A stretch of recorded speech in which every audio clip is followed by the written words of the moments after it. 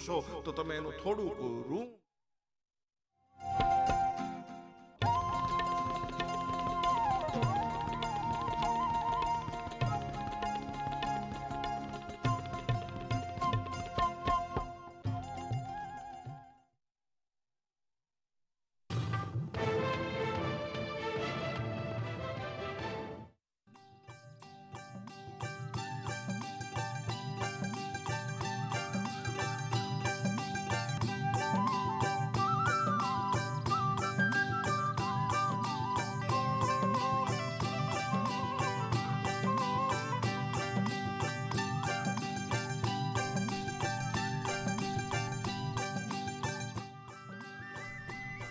નમસ્કાર ખેડૂત મિત્રો, દર બુધવારે અમદાવાદ દૂરદર્શન કેન્દ્ર દ્વારા પ્રસારિત થનાર તથા આપણા સૌની વચ્ચે લોકપ્રિય એવા કૃષિ દર્શન ફોન ઇન લાઈવમાં હું ડોક્ટર હિરલ ચતુર્વેદી આપ સૌને આવકારું છું.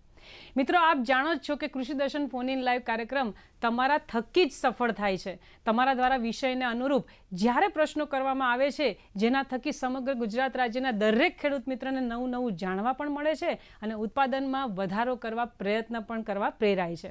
આજે કૃષિ દર્શન ફોન ઇન લાઈવમાં મિત્રો આપણે વિષય રાખ્યો છે મશરૂમના પાકમાં રોગ અને જીવાત નિયંત્રણ. મશરૂમના પાકમાં રોગ અને જીવાત નિયંત્રણ અંતર્ગત આજે આપણને વિસ્તૃત માહિતી અને માર્ગદર્શન આપવા માટે આપણી સાથે કાર્યક્રમમાં ઉપસ્થિત છે ડોક્ટર શિવાંગીબેન કંસારા. હું મેડમનો પરિચય આપું. તેઓ મદદનીશ પ્રાધ્યાપક વનસ્પતિ રોગશાસ્ત્ર વિભાગ નવસારી કૃષિ યુનિવર્સિટી નવસારી ખાતે પોતાની હાલ ફરજ બજાવે છે. તો ચાલો મિત્રો ડોક્ટર મેડમને મળીએ અને મશરૂમના પાકમાં રોગ અને જીવાત નિયંત્રણ અંતર્ગત વિસ્તૃત માહિતી મેળવીને કઈ રીતે આપણને આ ઉપયોગી થઈ શકે તેની ચર્ચા કરીએ. કાર્યક્રમની શરૂઆતમાં સૌપ્રથમ મેડમ આપનું સ્વાગત છે. નમસ્કાર. નમસ્તે. ડૉક્ટર શિવાંગી મેડમ, આમ તો છે ને મશરૂમ એક એવો ટોપિક છે કે જે કૃષિ દર્શન કાર્યક્રમ હોય કે કૃષિ દર્શન ફોન ઇન લાઈવ હોય હંમેશા અમે અવારનવાર લેતા આવ્યા છે. મારે ખાસ એ જાણવું છે કે આપણો વિષય છે રોગ અને જીવાત નિયંત્રણ. તો મુખ્યત્વે જ્યારે આપણે મશરૂમની વાત કરીએ તો તેમાં કયા કયા રોગ અને જીવાતનું અહીંયા માહિતી શું છે કે કયા કયામાં થઈ શકે એની શક્યતા એના વિશે વાત કરશો. સો શરૂઆતમાં હું વાત કરું તો યુઝ્યુઅલી મશરૂમ આપણે જે જોઈએ છે તે અત્યાર સુધીમાં મશરૂમ આપણે જંગલમાં કે પડતર જમીનમાં ઉગતી જોવા મળે છે. પણ હાલ પૂરતી મશરૂમ આપણે જોવા મળે તેમાં મશરૂમ આપણે ઔદ્યોગિક એકમમાં આપણે ઉગાડવામાં શરૂ કર્યું છે. અને ઔદ્યોગિક એકમમાં જ્યારે મશરૂમનો ઉગાવો કરવામાં આવે ત્યારે એ એકદમ અનુકૂળ વાતાવરણમાં જ્યારે આપણે મશરૂમનો ઉગાવો કરીએ ત્યારે એમાં રોગ અને જીવાતનું પ્રમાણ સૌથી વધારે હોય છે. અને મશરૂમ એ એક જાતની ફૂગ છે અને ફૂગને કારણે એવું પણ હોય છે કે જીવો જીવસ્ય ભોજનમ, એટલે એક જીવ બીજા જીવનું ભોજન છે. એ હિસાબે એ ફૂગની અંદર પણ ઘણા બધા ફૂગ અંદર નુકસાન કરતી જોવા મળે છે. મેડમ, આપણે દેવજીભાઈ રાજપૂત છે દિયોદરથી કોલ આવ્યો છે. આપણે પહેલા એમને સાંભળી પછી ચર્ચા કરીએ. દેવજીભાઈ. હા બેન, નમસ્કાર. નમસ્કાર. કૃષિ દર્શન ફોન ઇન લાઈવમાં આપનું સ્વાગત છે. આપનો પ્રશ્ન જણાવો. હા બેન, આપણે મશરૂમના પાકમાં કઈ ઋતુમાં વધારે રોગ આવી શકે? કયા રોગ વધારે જોવા મળી શકે છે મેડમ, શું કહેશો આપ? મશરૂમમાં છે ને સૌથી વધારે રોગ તમને ફૂગથી થતા રોગો વધારે જોવા મળે. કારણ કે ફૂગ, મશરૂમ પોતે પણ એક ફૂગ છે અને એને કારણે ફૂગથી થતા રોગો વધારે જોવા મળે. મશરૂમમાં હરીફ ફૂગથી થતા રોગો વધારે જોવા મળે છે. અને કારણ એમાં શું થાય છે કે મશરૂમ જે ઉગતી હોય તેની સાથે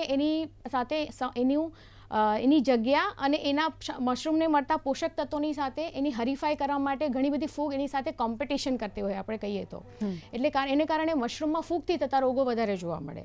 અને ખાસ કરીને મશરૂમ આપણે ચોમાસાની ઋતુમાં વધારે અથવા તો ઠંડા પ્રદેશોમાં વધારે ઉગાડતા હોઈએ છીએ. એટલે યુઝ્યુઅલી મશરૂમમાં ચોમાસાની ઋતુમાં રોગોનું પ્રમાણ થોડું વધારે હોય છે. બરાબર છે. અને આમ તો દેવજીભાઈનો જે ક્વેશ્ચન હતો એના ઉપરથી આપણને મિત્રો એવું લાગે કે એમ પણ પૂછી શકાય, આપણે મેડમ પાસેથી માહિતી લઈ શકાય કે જે મશરૂમમાં રોગ અને જીવાત છે મેડમ, એનું આવવાનું મુખ્ય કારણ શું? કારણ કે ઘણી વખત શું કારણ ખબર પડી જાય તો આપણે કદાચ એને ડામી શકીએ ખરા. તો આપ શું કહેશો, મુખ્ય કારણ શું છે? મુખ્ય કારણમાં મશરૂમ જે છે તે એકદમ અનુકૂળ વાતાવરણમાં આપણે ઉગાડતા હોઈએ છીએ. એટલે બંધ ઘરમાં આપણે એને ઉગાડતા હોઈએ છીએ મશરૂમ, કે જેમાં એમનું તાપમાન પણ જળવાયેલું હોય છે, જેમાં ભેજનું પ્રમાણ પણ જળવાયેલું હોય છે.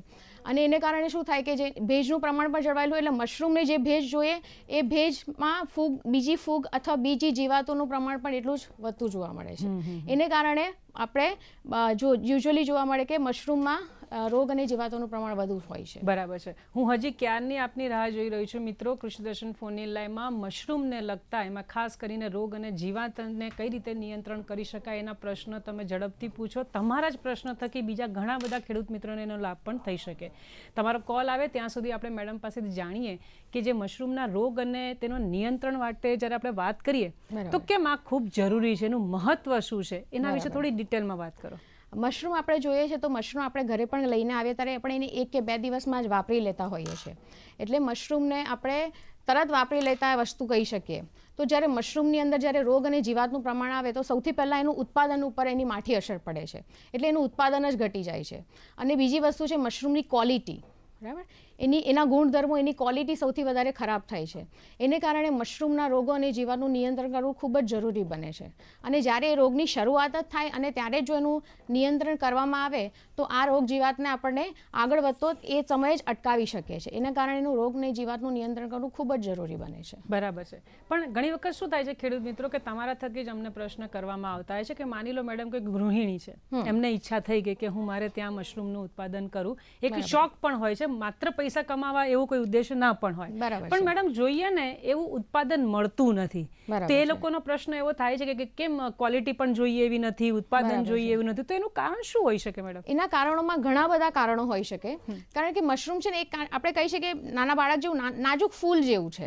એને પ્રોપર આપણે સમયસર એને પાણી ના મળે, એને જરૂર પ્રમાણે તાપમાન ન મળે તો એને કારણે નાનું ફૂલ હોય તો કેવું કરમાઈ જાય. એવી રીતે મશરૂમમાં પણ એ રીતનું જ છે કે એને જરૂરી તાપમાનમાં એનો ફેરફાર થઈ જાય અથવા પાણી આપવામાં વધારે અપાઈ જાય કે પાણી આપવામાં આપણને ખેંચ પડે તો એને કારણે પણ એનામાં ઉત્પાદનમાં અથવા તો એની ક્વોલિટીમાં ઘણું ફરક આવી શકે છે. બરાબર છે. હું હજી પણ રાહ જોઉં છું. મને પ્રશ્ન ના પૂછવા દો, જલ્દીથી ફોન ઉપાડો અને મશરૂમને લગતા તમને જે કોઈ પણ પ્રશ્ન અથવા તો તમને જે તકલીફ પડતી હોય એનું જ્ઞાન આપણે મેડમ પાસેથી મેળવી શકીએ એના માટે હું રાહ જોઈ રહી છું. મેડમ, જ્યારે રોગની વાત આવે, કારણ કે ઘણી વખત શું થાય, કોઈ પણ ખેડૂત મિત્ર હોય, ગૃહિણી હોય, યંગસ્ટર હોય કે કોઈ પણ, જ્યારે પણ કોઈ પાકનું ઉત્પાદન કરવા માંગતું હોય તો એની ઈચ્છા થાય કે હું વધુમાં વધુ ઉત્પાદન કરું અને આર્થિક રીતે લાભ કરું. બરાબર છે. પણ થાય છે એવું કે જ્યારે રોગ અને જીવાતની વાત આવે ત્યારે માણસ થોડો ઢીલો પડી જાય. બરાબર છે. મારે ડિટેલમાં એટલે જાણવું છે કે મશરૂમમાં કયા કયા રોગ મોટા ભાગે થતા હોય છે જે આપણા પાકને નુકસાન કરે ને આર્થિક રીતે આપણને તકલીફ કરે, તો એના વિશે વાત કરશો. ઓકે. સો સામાન્ય રીતે ભારતમાં ઘણી બધી અલગ અલગ પ્રકારની મશરૂમ આપણે ઉગાડતા હોઈએ છીએ. જેમાં એક તો છે ઢીંગરી મશરૂમ છે, દૂધિયા મશરૂમ છે, પછી ડાંગરની પરાળ ઉપર ઉગાડવામાં આવતી મશરૂમ છે, અને અત્યારે સમયમાં ઋષિ મશરૂમ ઘણી પ્રખ્યાત થઈ છે લોકોની વચ્ચે. તો આ અલગ અલગ મશરૂમો ઉગાડવામાં આવે છે. સો દરેક મશરૂમની જાતિ અને પ્રજાતિ પ્રમાણે રોગોનું પ્રમાણ પણ અલગ અલગ અને અલગ અલગ જાતિ અને પ્રજાતિ પ્રમાણે રોગો આવતા હોય છે. સો એમાં પણ હું તમને મુખ્યત્વે કે જે બધા જ જાતિ અને પ્રજાતિમાં જે મુખ્યત્વે રોગો હોય તે વિશે હું વધારે વાત કરીશ. અને એમાં સૌથી પહેલા રોગોનું પ્રમાણ આવે છે તો એક કોબવેબ કરીને એક ડિઝીઝ આવે છે. એ કોબવેબ પ્રકારનો રોગમાં એવું થાય છે કે એ રોગમાં જે ફૂગની જે માઇસેલિયમ જે હોય છે તે મશરૂમને આખી જાળીની જેમ ઢાંકી દે છે. સફેદ કલરની આખી જાળી હોય છે, મશરૂમને આખી જાળીની જેમ ઢાંકી દે છે. એને કારણે શું થાય કે મશરૂમનો ઉછેર થતો જ અટકી જાય છે. મશરૂમનું કદ નાનું થઈ જાય છે, એનો ઉછેર નહીં થાય. એને કારણે આપણને એવું થાય કે મશરૂમનો પ્રોપર વૃદ્ધિ થતી નથી. પણ એકચ્યુઅલી એવું થાય છે કે આપણને એવું થાય કે મશરૂમને પ્રોપર પોષક તત્વો નથી મળતા, પણ એવું નથી. એકચ્યુઅલી આ રોગ છે અને એને કારણે આપણે એ રોગને અટકાવવો ખૂબ જ જરૂરી બની જાય છે. આપણી ચર્ચા ચાલુ છે મેડમ, પરંતુ મિત્રો આપ જોઈ રહ્યા છો કૃષિ દર્શન ફોન ઇન લાઈવ. અત્યારે આપણે વાત કરી રહ્યા છીએ મશરૂમના પાકમાં રોગ અને જીવાત નિયંત્રણ. અત્યારે સમય થયો છે નાનકડા વિરામનો. મળીએ વિરામ બાદ.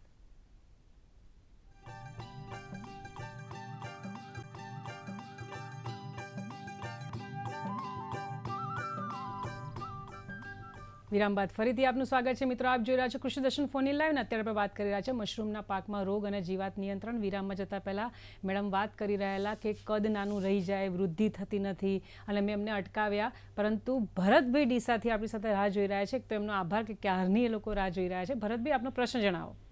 મેડમ, મશરૂમ એક ફૂગ છે, હા, તો બીજી ફૂગના લીધે રોગ થાય તો કેવી રીતે ઓળખવું? મેડમ, ભરતભાઈ, ખૂબ સરસ પ્રશ્ન કર્યો છે તમે કે મશરૂમ પોતે જ એક ફૂગ છે અને એની ઉપર બીજી ફૂગના જ્યારે અટેક થાય ત્યારે કેવી રીતે સમજવું, એક ખૂબ સરસ પ્રશ્ન છે અને ઘણા બધા ખેડૂતોને એનું માર્ગદર્શન આવશે. મશરૂમ પોતે એક ફૂગ છે અને એની ઉપર ઘણી બધી મશરૂમ જે સફેદ ફૂગ છે અને એની ઉપર ઘણી બધી સફેદ ફૂગનો પણ આપણે હુમલો થાય છે, આપણે કહી શકીએ તો. સો એ કેવી રીતે ઓળખશું? તો મશરૂમની જે ફૂગ છે તે તાંતણા સ્વરૂપે થાય છે, તાંતણા સ્વરૂપે એનો વૃદ્ધિ થાય છે. જ્યારે જે એના ઉપર જે રોગ કરતી જે ફૂગ છે તે હંમેશા સફેદ રંગની જ હોય એવું જરૂરી નથી. ઘણી વખત એ ફૂગના રંગો અલગ અલગ હોય છે. ઘણી બધી ફૂગ પીળા કલરની હોય છે, કોઈ કાળા કલરની હોય છે, એક ટ્રાયકોડર્મા કરીને એક ફૂગ આવે છે તે લીલા કલરની હોય છે અને ઘણી વખત અમુક ફૂગ એવી પણ હોય છે કે જે સફેદ કલરની હોય છે. પણ જે મશરૂમની ફૂગ હોય છે તે તમારા પરાળની ઉપર એક સરખી જ રીતે પથરાયેલી હોય છે. જ્યારે જે રોગની ફૂગ છે તે છૂટા છવાયા તમને પેચીસમાં જોવા મળશે, તો તમે એને ઇઝીલી ઓળખી શકો છો. બરાબર છે. અને એમ પણ ભરતભાઈની જે વાત હતી મિત્રો, એના ઉપરથી આપણે કહી શકીએ કે કેટલો સરસ પ્રશ્ન કરે કે પોતે એક ફૂગ છે અને એના ઉપર બીજી ફૂગ થાય તો કઈ રીતે ઓળખવું. ઘણી વખત શું થાય, તમને લાગતું આ નાની વસ્તુ છે પણ એનાથી જો આપણે વંચિત રહી જઈએ ને તો ઘણી વખત મેડમ જ્ઞાન ન હોય ને અધૂરું જ્ઞાનમાં પણ નુકસાન થતું હોય છે. આપણે આગળ વધીએ કે મેડમે એવું કીધું હતું કે ઘણી વખત જે મશરૂમ છે એનું કદ નાનું થઈ જાય, વૃદ્ધિ નથી થતી. આ કયો રોગ છે, એના વિશે આપ માહિતી આપી રહેલા? એ કોબવેબ નામનો એક રોગ છે. એ સિવાય પણ ઘણા બધા રોગ છે જેને વેટ બબલ કહેવામાં આવે છે. એ સિવાય એક બીજો રોગ છે તેને ડ્રાય બબલ કહેવામાં આવે છે. જે વેટ બબલ છે તેમાં મશરૂમની ઉપર છે ને ચીકણા ભૂખરા અથવા તો બદામી રંગના પ્રવાહી ટપકા જેવા પ્રવાહી જોવા મળે છે. બરાબર. એને આપણે વેટ બબલનો રોગ કહેવામાં આવે છે. સો આ બધા થયા તે બધા ફૂગથી થતા રોગો છે. એ સિવાય ઘણા બધા જીવાણુ, વિષાણુ, કૃમિથી થતા રોગો પણ ઘણા બધા આપણે જોવા મળે છે. સો આ જ્યારે ફૂગથી થતા જ્યારે રોગોની વાત કરીએ તો તેના નિયંત્રણ માટે પણ આપણે ચોક્કસ પગલાં લેવા જોઈએ. તો એના નિયંત્રણ માટે આપણે બે વસ્તુ કરી શકીએ કે જો આપણે અત્યારે પ્રાકૃતિક ખેતી તરફ ઘણા લોકો વળી રહ્યા છે કે એમણે જોવું છે કે ભાઈ અમે શરૂઆતથી જ પ્રાકૃતિક ખેતી, બધી વસ્તુ અમે પ્રાકૃતિક ખેતી પ્રમાણે જ, અને એના ભાવ પણ ખેડૂતોને સારા મળી રહ્યા છે આજકાલ. સો પ્રાકૃતિક ખેતી ઉપર જો મશરૂમનું ઉત્પાદન કરતા હોય તો એ લોકો માટે એક સલાહ એ આપી શકાય કે તમે જે પણ મશરૂમ ઉગાડતી વખતે પરાળનો જે ઉપયોગ કરો છો તો તે પરાળને તમે 70 ડિગ્રી તાપમાને 12 કલાક 70 ડિગ્રી તાપમાને તમે 1 કલાક સુધી એને ઉકાળવાનું હોય છે અને ત્યારબાદ તમે એનો પરાળનો ઉપયોગ તમે કરી શકો છો જો તમે પ્રાકૃતિક ખેતી પ્રમાણે ચાલવા માંગતા હોય તો આગળ. અને જો તમારે કોઈ પણ રાસાયણિક દવાઓનો જો ઉપયોગ કરવો હોય તો તમે કાર્બનડેઝિમ અને કોઈ પણ દવાઓનો ઉપયોગ કરી શકો છો જો ફૂગથી થતા રોગોને અટકાવવા માટે. બરાબર છે. જેમ મેડમે વાત કરી કે ફૂગજન્ય રોગ છે, જીવાણુજન્ય રોગ છે, વિષાણુજન્ય રોગ છે, આના વિશે આપણે ડિટેલમાં જાણશું. પણ મારે થોડુંક એ પ્રશ્ન મેડમને પૂછવો હતો કે જે અન્ય હરીફ ફૂગ છે કે જેમ કે અજૈવિક પરિબળ, મારા ખ્યાલથી થરાદથી એક કોલર મિત્ર છે, આપણે એમને સાંભળીએ. હેલો. હા બોલો. અમારે મશરૂમમાં એક પ્રશ્ન હતો. હા નવીનભાઈ બોલો ને. જે અમે એકવાર મશરૂમનો ટ્રાયલ કર્યો હતો જી, એમાં ટ્રાયકોડર્માનું કન્ટામિનેશન આવ્યું હતું. હા, તો એક ટ્રાયકોડર્માનું કન્ટામિનેશન અટકાવવા માટે શું પગલાં ભરવા જોઈએ? ખૂબ સરસ નવીનભાઈ. મેડમ શું કહેશો? જે રીતે મેં અત્યારે વાત કરી કે જેમાં ફૂગથી થતા રોગોમાં ટ્રાયકોડર્મા ખૂબ જ આપણે કહીએ ને બહુ મુશ્કેલ વાળું એ છે રોગ છે કે જેને અટકાવવા માટે ખૂબ જ જરૂરી છે. સો ટ્રાયકોડર્મા એક લીલા રંગની ફૂગ છે અને ટ્રાયકોડર્માના રોગને અટકાવવા માટે તમે મેં કીધું તે પ્રમાણે કે તમે જો પ્રાકૃતિક ખેતી તરફ જતા હોય તો પરાળને તમે જંતુમુક્ત કરી શકો છો અથવા તો કાર્બનડેઝિમનું તમે એની દવાનો છંટકાવ વખતે તમારી જે પરાળના ટુકડા છે તેને કાર્બનડેઝિમના દ્રાવણમાં ડુબાડી શકો છો 12 કલાક માટે અને પછી એના દ્રાવણમાંથી કાઢીને પછી તમે એ પરાળનો મશરૂમના ઉત્પાદન માટે ઉપયોગમાં લઈ શકો છો. બરાબર છે. જેમ નવીનભાઈએ કહ્યું કે અમે લોકો ઘણી વખત મેડમ એક પ્રેક્ટિકલ કરવા માંગતા હોય કે ભાઈ મશરૂમ કેટલું આપણે સક્સેસફુલ જાય છે કે નહીં. ઘણી વખત નાના પાયે જ કરવા માંગતા હોય જેથી કરીને જો આમાં આપણે સફળ ન થઈએ અથવા માહિતી અધૂરી રહે તો બહુ મોટું નુકસાનથી આપણે બચી શકીએ. બરાબર છે. હવે એમના થકી મને જે પ્રશ્ન પૂછો તો હરીફ ફૂગ તેમજ જે કે અજૈવિક પરિબળો છે એનાથી કયા રોગ થાય છે મેડમ? હરીફ ફૂગ એ નામ જ એ કહે છે કે હરીફ એટલે મીન્સ એ હરીફાઈ કરે છે. કોની જોડે? તો કે મશરૂમની જોડે હરીફાઈ કરે છે. તો હરીફૂગ જે છે તે મશરૂમની જોડે એક તો પોષક તત્વો માટે હરીફાઈ કરે છે અને બીજું જગ્યા માટે હરીફાઈ કરે છે કે મશરૂમ માટે આપણે મશરૂમને યુઝ્યુઅલી બેગની અંદર આપણે ઉગાડવામાં આવીએ છીએ સો બેગની અંદર મશરૂમની સાથે જે હરીફ ફૂગો છે તે જગ્યા માટે હરીફાઈ કરે છે એટલે મશરૂમની માઇસેલિયમને વૃદ્ધિ થાય તે પહેલાં જે પોતે વૃદ્ધિ કરીને જગ્યા જ નથી રાખતી મશરૂમની માઇસેલિયમને ઉગવા માટે એને કારણે શું થાય કે મશરૂમની માઇસેલિયમ ઉગે જ નહીં એને કારણે મશરૂમની તમને આનું ફળ તમને જોવા જ ના મળે અને બીજા તમે વાત કરી તે પ્રમાણે અજૈવિક પરિબળો એટલે અજૈવિક પરિબળો એટલે એમાં કોઈ પણ જાતની ફૂગ કે એનો સમાવેશ થતો નથી એમાં બીજી બધી પરિબળો જેવા કે તાપમાન સૌથી વધારે મશરૂમને અસર કરતું જે પરિબળ છે તે તાપમાન છે મશરૂમ એક એવી ફૂગ છે કે જે ઊંચું તાપમાન સહન નથી કરી શકતું એક મશરૂમ છે દૂધિયા મશરૂમ કે જે સૌથી વધારેમાં વધારે 35 ડિગ્રી તાપમાન સુધી થઈ શકે છે પણ તેનાથી વધારે જો તાપમાન હોય તો એ પણ મશરૂમ થઈ શકતી નથી બાકી જે બધી મશરૂમ જે ભારતમાં ઉગાડવામાં આવે છે એ બધી મશરૂમ 15 ડિગ્રીથી લઈને 25 ડિગ્રીની અંદર જ થઈ શકે છે એટલે વધારે તાપમાન એ મશરૂમ માટે સૌથી હાનિકારક છે પણ ઘણી વખત શું થાય મેડમ હું તમને એટલે અટકાવું છું તમે ઊંચું તાપમાનની ના પાડી મોટા ભાગે આપણા ભારતમાં ને ખાસ કરીને ગુજરાતની જો હું વાત કરું તો તાપમાન તો મેડમ એટલે ઊંચું રહે છે કે અત્યારે શિયાળો હોવા છતાં ઉનાળાનો જે અનુભવ થઈ રહ્યો છે ચોમાસામાં પણ ઘણી વખત ઉનાળાનો અનુભવ થતો હોય મેડમ હવે બધા પાસે કે એસી રૂમ ના હોય બધા પાસે ઠંડકની કોઈ સુવિધા ના હોય તો શું એ મશરૂમ માટે વિચાર છોડી દે ના એવું જરાય વિચારવાની જરૂર નથી મેં એવા પણ ખેડૂતો જોયા છે કે જેઓ પોતાની ઘરની અંદર એક રૂમને અલાયદો કરી પોતાના ઘરની અંદર મશરૂમ ઉગાડે છે અને મશરૂમ એ લોકો પાસે એટલી પણ ફેસિલિટી નહીં એ લોકો પાસે ઘરની અંદર સિર્ફ ખાલી એક પંખા છે અને એ પંખાની અંદર એ લોકો મશરૂમ ઉગાડે છે અને તે પણ ઘણી વખત ઓક્ટોબર કે જ્યારે આપણને લાગે છે કે ઓક્ટોબરમાં ઘણી બધી ગરમી હોય છે ઓક્ટોબરના મહિનામાં પણ એ લોકો પંખાની અંદર રહીને મશરૂમ ઉગાડે છે અને ત્યારે એ લોકો શું કરે છે કે કંતાણ જે આપણે ઘરમાં ઇઝીલી અવેલેબલ છે કંતાણને એ લોકો ભીનું કરીને બારી પાસે કે એની જગ્યાએ મૂકી દે છે અને બારીમાંથી જે હવા પાસ થાય છે અને કંટાણમાંથી થઈને રૂમને એટલો એસી જેવો ઠંડો કરી શકે સાચી વાત મેડમ અત્યારે અમરેલીથી મયંકભાઈ વાત કરવા માંગે છે આપણે એમને સાંભળીએ હેલો મયંકભાઈ હાજી મેડમજી હા બોલો અમારે જોડે મશરૂમ છે તો હવે આ વેચવું કે વેચાતું નથી મેડમજી મેડમ શું કહેશો મશરૂમના વેચાણ માટે તું એટલું જ કહી શકીશ અત્યારે લગ્નસરાની સિઝન છે તો અત્યારે તો મશરૂમના ભાવ તો ખૂબ ઊંચા જઈ શકે સો મશરૂમના વેચાણ માટે સૌથી મોટો ભાગ ભજવે તમારા મોટા મેગા સિટીઝ બરાબર જેવી રીતે મુંબઈ છે અમદાવાદ છે સુરત છે બરાબર અને ત્યારે મશરૂમનું વેચાણ ત્યાં વધારે પ્રમાણમાં થઈ શકે અને જો મશરૂમનું વેચાણ નહીં થાય તો આપણે એનું મૂલ્યવર્ધન કરી શકીએ એ સૌથી સારામાં સારો ઉપાય છે કે મૂલ્યવર્ધન એટલે તમે મશરૂમને સૂકવીને ડ્રાય કરીને પણ એનું ઘણા એની સેલ્ફ લાઈફ વધારી શકાય બરાબર એને ડ્રાય કરીને એનો પાવડર કરીને તમે વેચી શકો બરાબર એનો પાવડરને તમે 6 મહિના સુધી કે 1 વર્ષ સુધી સ્ટોર કરી શકો એટલે જરૂરી નથી કે તાજા મશરૂમ જ તમારે બજારમાં વેચવા છે તમે એને સૂકવીને એને પાવડર કરીને એને ડ્રાય કરીને તમે વેચી શકો તો તમને એ મશરૂમના ભાવ પણ વધારે મળશે અને તમારે કદાચ વેચવા પણ નહીં જવું પડે લોકો સામેથી કદાચ ખરીદવા માટે આવે બરાબર છે પણ મયંકભાઈ હું તમારી સાથે છું આ વેચાણનો જે તમારો પ્રશ્ન છે ને એની સાથે હું 100% સહમત છું હું મેડમને આ માટે હું નહીં છોડું હજી મને સંતોષ નથી મિત્રો આપ જોઈ રહ્યા છો કૃષિ દર્શન ફોન ઇન લાઈવ અત્યારે વાત કરી રહ્યા છે મશરૂમના પાકમાં રોગ અને જીવાત નિયંત્રણ અત્યારે સમય થયો છે નાનકડા વિરામનો મળે વિરામ બાદ